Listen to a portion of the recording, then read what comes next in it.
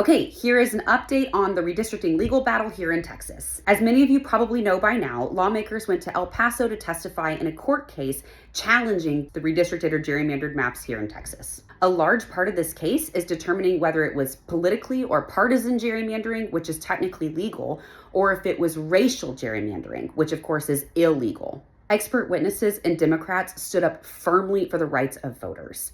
Senator Royce West mentioned that Republicans did not take public input seriously and that these maps were absolutely drawn at the expense of minority voters.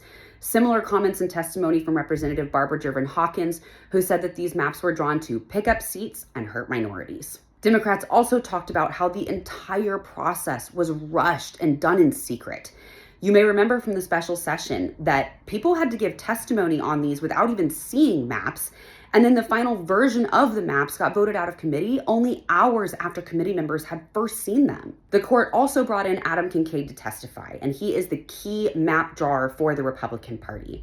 Big takeaways from his testimony are that he, of course, denies using any racial data for it, admits that he was hired by the RNC to draw these maps, and that he also only took comments or input from the White House or Texas Republicans in drawing these maps. He was also brought in as a lay witness or a non-expert witness, which just means that he was under less scrutiny and didn't have to talk as much about the technical details of his work in drawing these maps. We now also know that Kincaid did send messages to the DOJ and to the White House, but they were disappearing messages. And we know that Senator Phil King did have a fourth conversation with Kincaid that he had not previously disclosed. And of course, he says that he just didn't remember that at the time.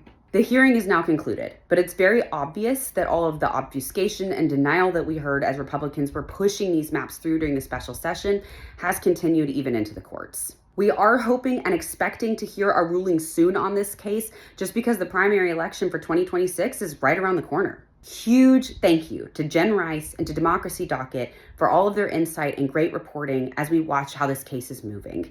And as always, leave us comments, send us DMs, and as soon as we have more information, we'll share it with you.